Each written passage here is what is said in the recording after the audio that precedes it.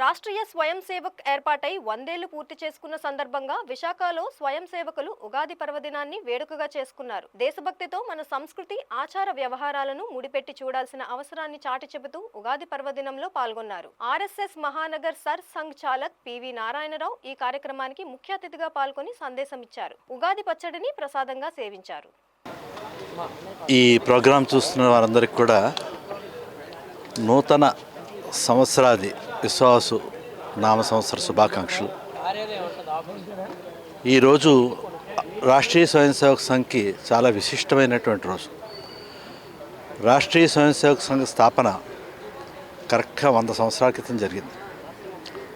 1925లో start అయినటువంటిది ఇవాళ 2025 నాటికి 100 సంవత్సరాలు పూర్తి చేసుకుని, 1800లో స్టార్ట్ అయింది.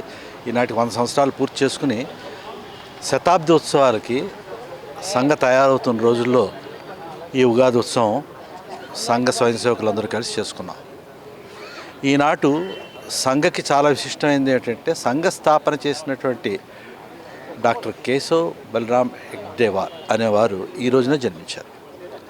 వారు జన్మించినటువంటి సమయానికి భారతదేశం ఆల్మోస్ట్ విదేశీ పాలనలో మగ్గుతూ ఉంది.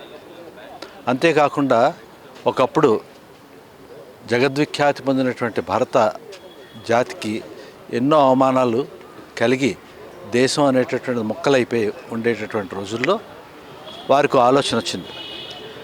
పరాయి పాలనలో బానిసలుగా బతుకుతున్నటువంటి భారతదేశవాసులు ఒకవేళ కనుక స్వాతంత్రం సిద్ధించడానికి బ్రిటిష్ వారి తాలూకా దుర్మార్గపు నీతి అవలంబించి దేశాన్ని విభజిస్తే అప్పుడు హిందువుల పరిస్థితి ఏమిటి అనేటటువంటి ఆలోచనతో రాష్ట్రీయ స్వయం సేవక్ సంఘ్ అనేటటువంటి ఈ సంస్థని కేవలం 5-6గురితో నాగ్పూర్లో వారు స్థాపన చేసి సంఘ శాఖను ప్రారంభించారు.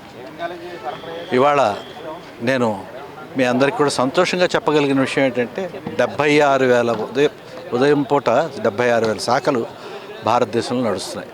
ఇది కాకుండా విదేశాల్లోని మొత్తం యావత్ ప్రపంచంలో కూడా ఈ ఆర్ఎస్ఎస్ శాఖలు నడుస్తున్నాయి. రాబోయేటటువంటి రోజుల్లో మళ్ళీ భారతదేశం విశ్వగురువుగా ఉండాలి అనేటటువంటి ఒక ప్రయత్నంతో సంఘ శాఖల్లో మేమందరం కూడా పాల్గొంటూ ఉంటాం. సంఘ శాఖ అంటే నేను చెప్పడం కాదండి, దయచేసి మీ ఎవరికైనా అవకాశం ఉంటే మీ దగ్గరలో సంఘ శాఖ జరుగుతూనే ఉంటుంది. ఉదయం 6 గంటలు 7 గంటల వరకు వెళ్ళి చూడండి. ఆర్ఎస్ఎస్ అంటే ఏమిటో మీకు తెలుస్తుంది. ఒకసారి చూసిన తర్వాత స్వయం సేవకులుగా మీరందరూ కూడా ఖచ్చితంగా ఉండడానికే ఇష్టపడతారు. స్వయం సేవక్ అంటే తనంతట తాను దేశం కోసం అని కొంత సమయాన్ని సమర్పణ చేసేవాడు స్వయం సేవక్.